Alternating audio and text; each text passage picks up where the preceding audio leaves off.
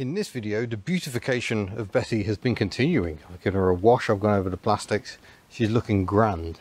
What didn't go quite so grand was getting her into the UK. She arrived on the ship, as you saw in the previous episode, and then there was the fun and games of actually getting her on the road, legal, MOT'd, and all registered and everything, and that proved a bit of a pig. So let's jump back in time to see what was going on. We've just had a Betty update from the MOT, where she's failed on a ball joint. Upper ball joint is absolutely knackered, and there's no hiding it. It is done for.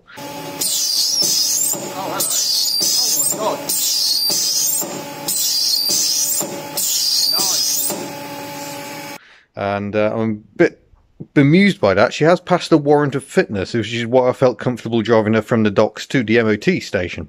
So that failure is alarming, but hopefully it did come with a ball joint, which I asked for, because I know they knock ball joints out. Whether it's the right one, because this is the upper, not the lower, I don't know. We shall find out fairly soon, but that might be a bit of a spanner in the old works there. But she has gone through the test, and that was it. There's a nail in the front tyre. The front tyres are low, so I'll probably be putting a pair of front tyres on it. I've made a start on the paperwork, so it's going to cost another £335 to register it, but that does include the first year's tax. There's only two categories, above and below 1549cc, so the fact it's a 4-litre engine isn't going to harm me too much. But yeah, we shall see how that goes. And wiper blades she's going to need as well, but that wasn't a failure, it was just the ball joint. So we're getting closer all the time. Sod's law, the ball joint we've got with the car is a lower and it's an upper we need, so I'm going to see if I can hunt one down. Coleman Milne, the company that build the hearses and limos here, did indeed have 5 ball joints in stock, so one of those has been purchased. Ends up coming to about 60 quid including the delivery. They're a lot cheaper in Australia. I think they're equivalent of about £19, but then you've got to pay for the postage to get it from Australia and wait for it. So it might be an idea for me to stock up on some bits. Maybe I need to speak to Mr. Motoring Box, he of AU fame. He does a lot to promote them. So yeah, there we go. Hopefully that's sorted. Hopefully that means we can get her back in for an MOT, probably be next week now. But I've started the paperwork at home to get her registered. So once we have the MOT passed, that is the final link. Send all the paperwork off, and then just got to wait several weeks for DVLA to actually register the car. So it's exciting times. Well, today we're doing the merchandise run in Giselle. There is the merchandise, and I have a letter for the DVLA. This is the pack, all the information that will hopefully get Betty a UK registration. So fingers crossed, now we must wait. We'd better have a very quick Betty update, seeing as I'm wearing my Betty top. She's still sat down in Southampton, sadly. DVLA haven't got back to me with the paperwork yet. Yeah, they've helpfully gone on strike this week for 4 days, so that's great. I mean, I support the right of workers to strike. I think it's yeah, very, very important tool in the arsenal of the worker, but frustrating nonetheless, because that's another week gone and no progress. So just got fingers crossed, really, hoping at some point soon she will be road legal, especially as she's been joined down in Southampton by a Citroen SM, because Rich is completely mad. So I will leave a link to that video, because yeah, he's lost his mind entirely. Meanwhile, we're progressing with Ellie paintwork, which you will probably have seen ages ago in a video. So it's especially annoying because the weather is lovely yet again here in paradise. A quick Betty update. My first application was rejected for several reasons, one of which I forgot to include a check. I actually can't find my checkbook and completely forgot and sent it off anyway. So that was a fail on my part. 2, it was rejected because they didn't accept my proof of age, which is fair enough. They have 2, you either get it from the manufacturer or an approved club. I didn't do either of those things. The third one, they were querying whether a Nova declaration had been done. When you import a car to the UK, the Nova system takes care of any VAT and duty. So you need a confirmation letter to say that yes, this car is cleared, everything is good. I now have that. Getting a dating thing was a bit tricky. I approached a few clubs, but they were reluctant because they don't know the cars. We don't have these cars here. I tried Ford UK. Ford UK weren't much help until I had a chat with the PR chap who put me in touch with the PR chap in Australia, and I then went through, he managed to hasten my application, which I'd already put in, for all the factory information for Betty. If you go and watch the Motoring Box channel, he recently applied for a validation letter, I think it is called, or something like that, from Ford for his BA Falcon XR6. So I thought, oh, that sounds a good idea. So I was doing that anyway. I just needed a bit of help to hasten that along. So that confirms the build date of October 2001. I'll cut to a little clip because I don't have it here with me at the moment. Also confirms the specification, and of the second generation Fairmonts, only 40 were built to the exact spec of Betty, which is quite an interesting discovery. I wonder how many of those 40 remain. But yeah, we're getting closer. I've ordered a new checkbook, so hopefully that'll arrive in a couple of days and we can get the application off to DVLA. It's going direct to the person I was dealing with, so hopefully that will speed things along a bit, because it's currently, where are we, mid-May? Was it the 14th, 15th or something today? 15th, I think it is. And yeah, we're a long way from getting Betty home, but getting closer all the time. Quick Betty update. All the paperwork has gone back to the DVLA for the second attempt. So fingers crossed, really hoping something comes together, because if I get the paperwork next week, then some amazing logistics can occur. Otherwise, I'm still not entirely sure how I'm going to get Betty home from Southampton, but we're getting closer all the time. So fingers crossed. Oh, also, we're in a bus. We've spent the weekend living in a bus. Do we want to show what a mess we've made of the bus? No, we haven't made a mess, because I'm tidying it up. You're doing very well. But yeah, it's the first time I've stopped in an Airbnb with pantograph wipers and an engine. Sadly, the engine is not running. This is a Leyland Olympian with Alexander bodywork, but first served under Lothian buses in Edinburgh, the capital of Scotland. Right, so up in the air, and the first bit that needs welding is here, exhaust. And there's a plate there. Now, there's a few things going on. We've got a bad transmission oil leak, which Rich is going to try and sort out before I collect her. We're awaiting parts there. We can't get the correct seal and filter kit here in the UK. I've tried a few places, it just hasn't come together. Very irritating. But we managed to get one, I think from Germany, for a SsangYong, which uses a similar version of the BTR gearbox. So we don't think the filter's going to fit, but we changed that fairly recently anyway with Badgertronics. There's a video on his channel for that. While I was still in New Zealand, and yeah, I think then we had some issues with the seal not sealing all that well, and he told me to keep an eye on it, so we did. But yeah, it's just very exciting. We can actually proceed. Well, I wish I was relaxed as this dog, but I'm not. We're having a complete nightmare with Betty. It's the 15th July at the moment, so I had the happy news about getting the registration through. Hurrah! I've even had number plates made up. Now it's gone wrong. Betty won't start, and it looks like the BEM, the body electronic module, that's the Badger, has packed up. And yeah, we're really struggling. I've got messages pinging in at the moment from both Motoring Box. Do check out the Motoring Box channel. Sean over in Queensland, I think he is. He has made quite a few videos about Ford AUs, and started sort of doing it about the time I was driving mine around New Zealand, so it was great to watch. And I've got messages pinging in also from Rich, who's doing the work. That's, sorry, Kitch I should say. Kitch is his nickname, and it sounds confusing to move Rich of Mighty Datcher fame. So that they're both, I've got one suggesting ideas, the other trying ideas. We're desperately trying to make this work, but it looks like we're absolutely stuffed. Betty's immobilised at the moment. The recommendation when you query it on the forums in Australia is to take the car to a dealer. A UK Ford dealer is not going to have the software to deal with this, so I'm not sure what we're going to do, frankly. We were so close. We were meant to be collecting her this weekend, and now she's not working. I mean, it's just from complete high to plunging low. I'm really not sure what to do. I've spent thousands of pounds on this car and it's broken. Well, it's not actually that much longer after I spoke to you last time, but there has been success. He has got Betty running. It looks like the battery's dead, so that might have triggered all this, but he's been using a tool called ForScan. And I'm just going to give you the website of ForScan. It's forscan.org. They also cover in America things like Lincoln as well as Ford there as well. So a brilliant tool. He had to order an adapter that came all the way from Texas, I think he said.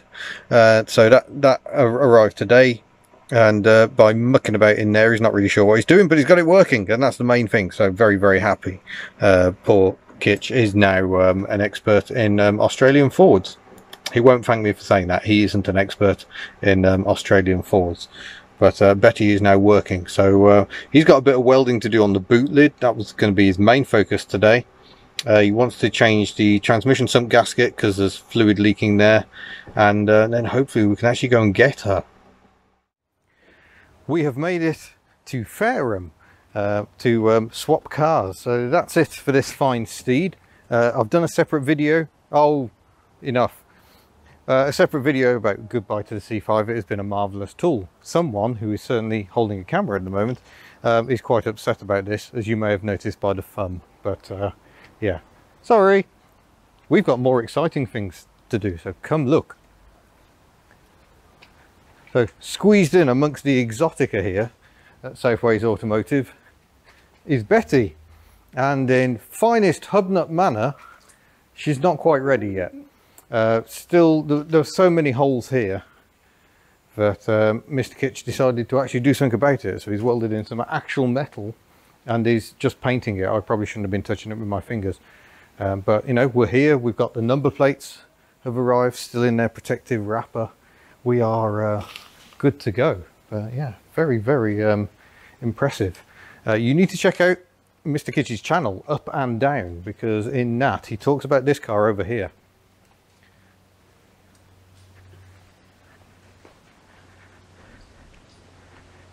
It's a Citroen SM that has come from Ohio at some point.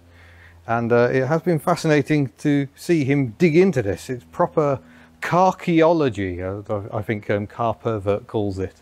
Yeah, it's a fascinating machine. I'm not going to show you anymore. You can go and look at his own channel.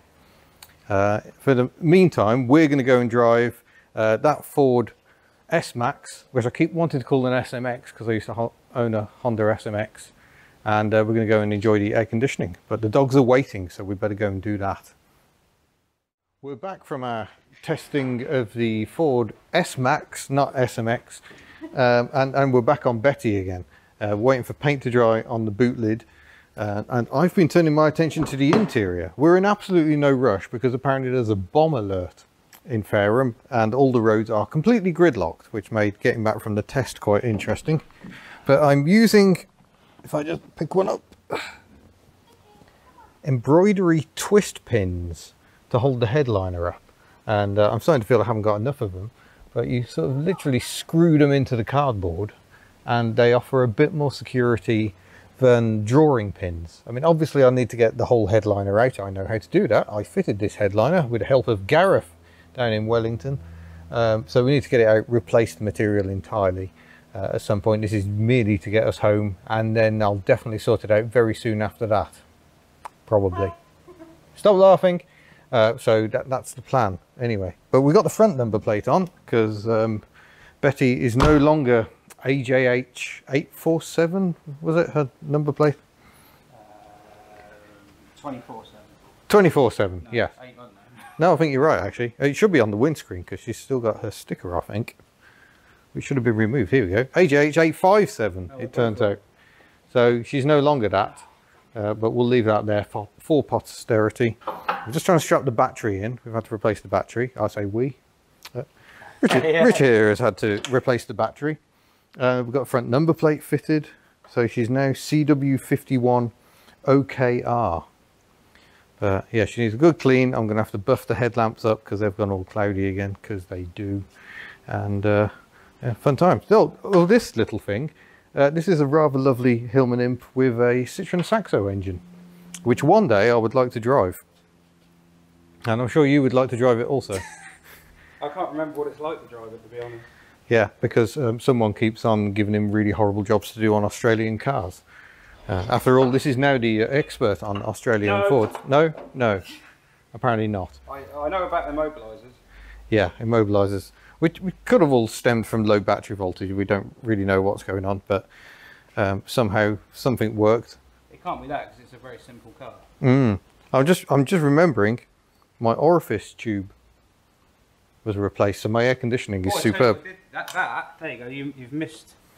You've avoided something there. That bracket wasn't bolted to anything, and that was rubbing the inlet manifold. Ooh. That's your aircon hose, so you were going to lose your aircon gas. Oh yeah, you can see where that's marked on there. Well, good spot. I've screwed it back on. Because, I mean, I'd be so angry if I lost my aircon in this way. Yeah, that would not be ideal, because we've been dreaming of the drive home in this car. Air-conditioned luxury. So yeah, we're proceeding, we're getting there, but there will be an awful lot to do. The cosmetics on Betty are still absolutely awful. That needs painting. So this is just a temporary fix, just to stop there being holes in the boot lid for now. And then we can smarten the old girl up, I hope. Reckon she's picked up quite a bit of damage in transit, because I don't remember that mark on the back. I think I remember those dents, but not that. So she has suffered a bit. I'm not sure about this row importing of cars, where they're on a ferry, driven by people who don't really care very much for them. And the sea, yeah, because remember when we came down to Southampton to collect her from the ferry port, she was covered in salt, which is not what you want with a car like this. But yeah, some history here. Remember applying my stickers when I bought this car. Badgertronics, his channel, we went and did the fluid change while I was on the South Island. Not the South Island, just South Island. I'm learning slowly. And scary to think that journey began almost 2 years ago. But anyway, enough waffle. We're going to finish up, and then we can go for a drive and fill her up for the first time with UK fuel. No more 91 octane, a full fat 95. Woo! Well, there we go. I've improved the headliner with these pins just chucked in randomly in places. It's now held up a lot more than it was, especially above my head, because I seem to remember it was sagging down towards my head as we were driving from the docks. Still got the import stickers that were on the windscreen, the Hoy tracer. I'll find somewhere a bit more discreet to put those than the center console. But yeah, I can't believe this has taken so long. 4 months since Betty came into Southampton. And I also can't believe I'm sat in Betty wearing a Betty t-shirt. Quite remarkable. So where are we? There's Aberystwyth. And it was a considerable distance away, 11,000 kilometers I think. And soon we will be in Aberystwyth in Betty, and that's where I'm going to film the reveal video. So it's a bit weird to be recording this sort of ahead of that, but it's the way it needs to be done. Right, is it the moment of truth? Is the protective film coming off? Don't put it too hard, because you might pull the paint off. Yeah, we've stuck this one on, so hopefully it'll be alright. Here we go, here we go.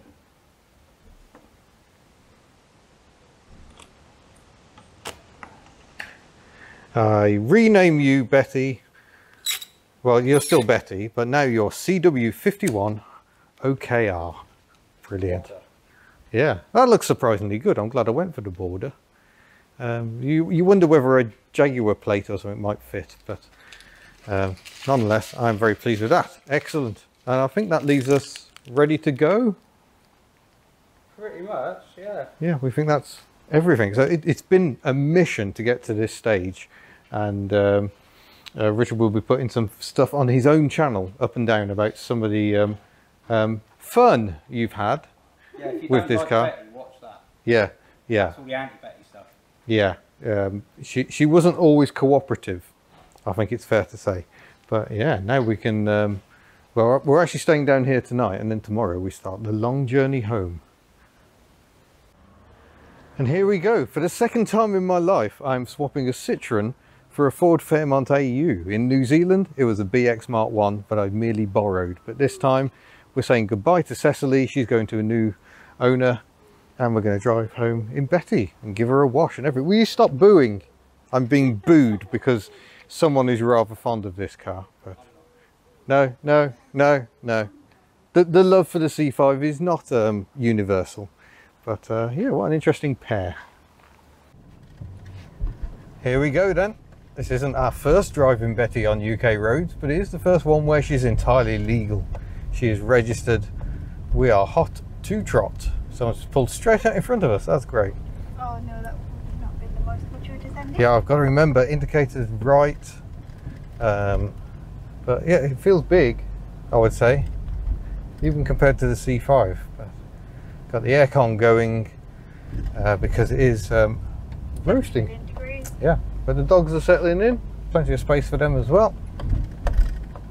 Yeah, I can't really believe this is happening. It's been so long. 4 months of waiting and waiting and waiting, and finally here I am driving around in my Ford Fairmont AU. I have to be super cautious on the social media. Oh yeah, trying to keep this secret. Poor Mr. Kitch has been trying to hide it because people have been wanting to visit him because he has his own YouTube channel these days, and he's like, yeah, don't come at the moment, because he knew he was hiding a certain Betty. Didn't he send you an aerial video that somebody had shot footage? Yeah, someone did, because his unit is on an old airfield. Well, it's not an airfield, old fort. Yeah. So it's quite an interesting place, and someone sent a video and you could just see Betty in it, and we're like, oh no. But we thought, no, there can't be much crossover. We'll get away with it. Oh, she's smooth. He has done amazing work. He's gone way above and beyond what I'm sure he will invoice, because I know what he's like. But yeah, I mean, when the immobilizer started packing up, that all got very exciting. It was frustrating for me because I was stuck at home, unable to help, other than going online and looking for solutions. So yeah, I was starting to think, what have I done? I've spent £5,000 or thereabouts importing a car which is now broken unless it goes to a Ford Australia dealer. There is a Bedford CF ice cream van down there. If only we had a zoom. Come on, have we got a zoom? No. Oh. Oh, hello. Still police about as well. Oh, ambulance. Oh, very exciting. Yeah. Our transmission seems to be working well. It's had fresh fluid again. He reckons about 2 litres came out and 4 litres went in to fill it until the drain plug, or the filler plug rather, starts leaking back out again. So she was definitely short of a bit of fluid, which was probably explaining why I sometimes had the box going dead when I was driving along. Not much fun when that happened, I must admit. Hopefully such issues are now banished.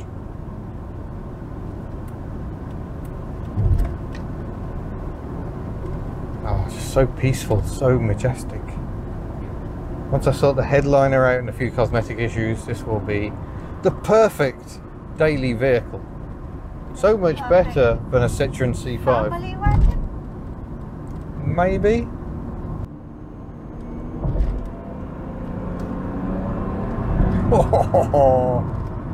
Go Betty, go. Well, that was surprisingly problem free as I did that, and we put in 51 litres of fuel. It cost £68.60. But all the fuel went in. All the clicking early issues I'd had when I was in New Zealand seem to have gone, so that's good. There we go, 50 litres, tank is full. Let's get to our Airbnb, and tomorrow the long journey home. We're at our Airbnb for the night. We are up above the garage, and couldn't be better. We're locked in, so Betty is hidden because of course we haven't announced her arrival to the world yet. We're hoping to make it back to Wales before we do that. We may bottle out and actually record something tomorrow before that journey, but yeah, it's great. Can't believe I'm actually here driving around the UK in a Kiwi car that was built in Australia. Marvellous. Well, it's time to drive home, and unveiling, I think I've already unveiled it anyway, but this is the new Betty design of shirt. So if you would like a stylish t-shirt, never work with children or animals, I said, then head to the Hubnut store and you could purchase one for £12 plus postage and packaging anywhere in the world pretty much. Right, we better get these dogs home. I mean, it is a warning, the Ford Falcon AU, or Fairmont in this case, such a masculine design that you may need to offset your t-shirt with two tiny dogs. What are you trying to do, Diego? No, you don't want to drink. You just want to get in the car. I think we better get in the car and go. So let's go. And oh, hello. Everyone's slowing down. Great.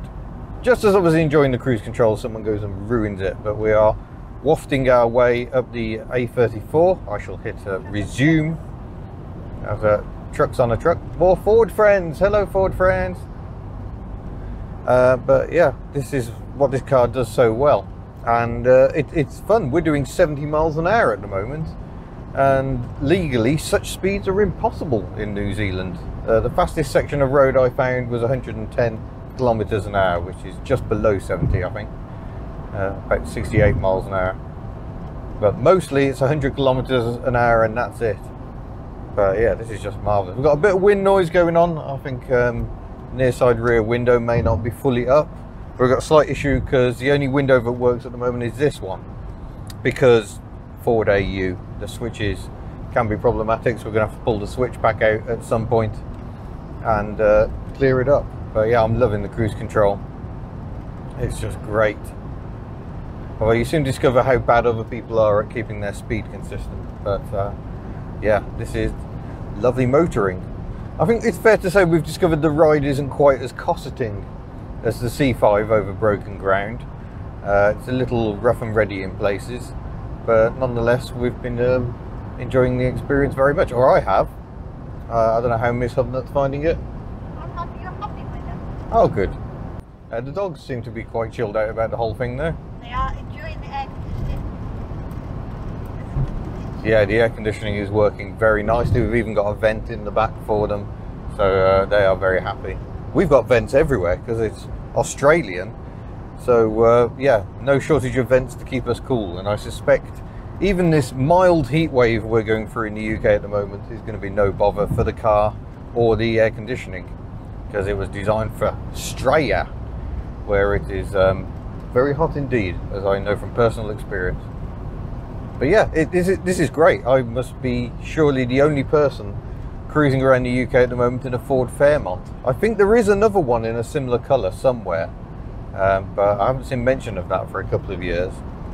So yeah, very, very unusual. The adventures I had in this car took it all around South Island, over to Milford Sound on one of the more stressful days on the trip. I just covered a ridiculous amount of mileage driving from Invercargill down right at the bottom of New Zealand to Milford Sound, and then back to Arrowtown. We went to meet Hayden Padden, the rally driver, together, and we went over mountains. We struggled to get across passes that were blocked by landslides. We went up to Franz Josef Glacier, and yeah, Hobbiton. We went to Hobbiton together. So yeah, we had some almighty adventures, and I'm glad we're going to be able to have some more. So yeah, I'm going to smile my way back to Wales, where we will film the full reveal video, and yeah, I'm feeling very happy at the moment. Well, momentous occasion time. We are doing it, people. We are driving Betty into Wales. This is quite a moment. We cross what has become the Prince of Wales Bridge. Tish is getting restless in the back. She can't contain herself to sheer excitement of this moment. But this is a big deal. I never imagined this car would ever be here. Well, probably until I bought it, and then I probably imagined. Yeah, but still then we were worried all the way along the way. Oh yeah, there's been plenty of worry all the way through. And as you'll see on Mr. Kitch's channel up and down, there were a fair few issues along the way, just getting her registered and everything. But yeah, here we go. We're in the middle of the Bristol Channel, going across this magnificent suspension bridge, which I think dates back to the 1960s. It's a very impressive structure, coping with a very impressive amount of traffic. I was going to say she's never been this fast before, but I was a bit naughty in New Zealand and did actually take her up to 100 miles an hour at one point. Very naughtily. Don't tell Jacinda, she won't let me back again. There we go. Croeso y Gymru, Betty. Welcome to Wales. We've just stopped for services. Titch is enjoying the water. She drinks like a fire engine pump. But I just went to start Betty and she didn't want to start. So let's see if she'll start this time.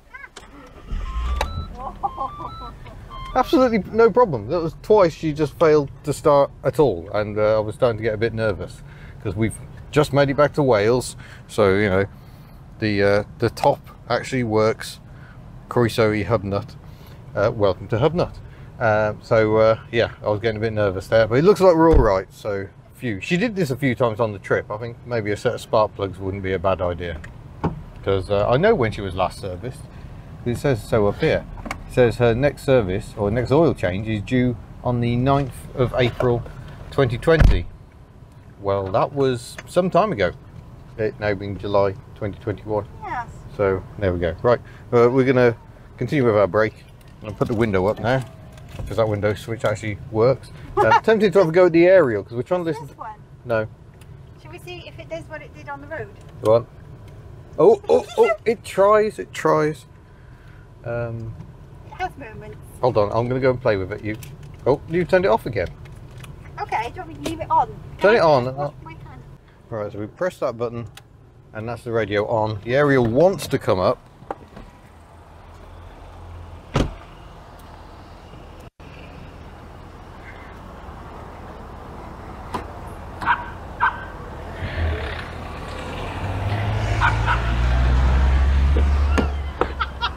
Did you just turn it off? You just for shit and giggles. Okay. So do you see? Oh, no, it works now. It works. This is what I have to put up with. Thank you, dear, for your help in this matter. You're welcome. Right, we've just passed through Bilth Wells, but we'll just have to talk over the footage. A very impressive mural right in the centre of Bilth Wells, because we forgot to turn the microphones on, but impressive nonetheless. And then we went over the bridge and couldn't see the River Wye because we were sat too low down, so that was good as well. Bilth Wells is the home of the Royal Welsh Show, very big show, and neither of us have ever been. Yeah, it's huge. It's the must go event.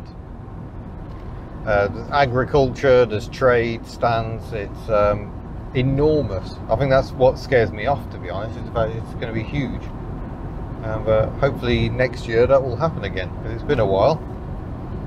But yeah, we have some Betty news.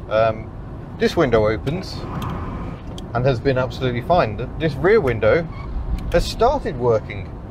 In fact, it started opening randomly as we were driving along, because I think I'd left the button slightly depressed by accident. So we just drove along, suddenly the window opened. We thought the dog had activated the window, but no, it was just Betty playing tricks on us. So she has a sense of humour. But does your window work? Hang on. Nope. No, work to be done. We will get them all working at some point. It's just the switches are rubbish. So we'll go through them with a bit of contact cleaner and see if we can get them working. But for now, we're heading to the Elham Valley Mountain Road, an absolute favourite of mine. I can't enjoy it quite as much as I normally would. I don't think the dogs would appreciate it. But we'll stop. Oh, we'll see. But yeah, we'll go and pause there and take in the marvellous views. And here we are. Oh, what was that? Okay, thank you. The legendary Elham Valley Mountain Road. Hold on, dogs. Sheep. And sheep, yeah. Have to be a bit careful certain times of year. because the sheep can be very unpredictable and very difficult to spot in this long grass. So as a reminder, the water from this reservoir system actually mostly heads off to Birmingham along a pipeline which is about 70 miles long and purely gravity fed, or was. They've upgraded sections of it, and I'm not sure it's quite the same, but remarkable bit of civil engineering. And there's 3 dams, I think, feeding into it. And usually it rains so much in Wales that that reservoir is absolutely full and the dams are overflowing. But yeah, the landscape's looking scorched today. Yeah, what I'm especially loving about this car is just how effortless it is. I mean, the C5 had torque, but you always felt like you had your foot welded to the floor to try and unleash it. In Betty, most of the time, you're just tickling the throttle, and it makes progress very relaxing. I don't really feel like we've covered 200 miles today, and I think we very nearly have.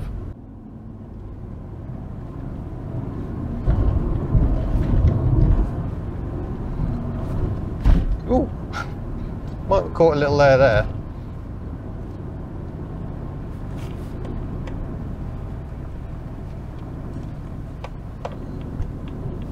Oh yes, so much fun. Even driving gently at not dog destroying speeds. Oh, look at this for a sight. Betty with the mines of Cymystwyth. Some impressive buildings. I never dreamt when I drove this car around New Zealand that I would bring it to such spectacular sights here in Wales as well. It just wasn't even part of my thinking. It was only during lockdown that the opportunity presented itself. The channel was doing well enough that I thought I can justify this. So thank you. Everyone who's watched the videos, liked the videos, subscribed, not subscribed, bought stuff from the merchandise, donated, Patreon, channel membership, whatever. You've all helped achieve this dream, the dream of Betty coming to Wales, and I still can't quite believe it, but yet there she is. Let's just make sure she's definitely real. Yep, that's definitely Australian metal that has now made it all the way to Wales. So thank you. We're going to go to Aberystwyth now and film the grand unveiling. So I've got to change shirts again because this shirt's a bit of a giveaway, isn't it? But yeah, you can buy these shirts, hubnut.org. Thank you ever so much, and I look forward to seeing you in a future video. Farewell.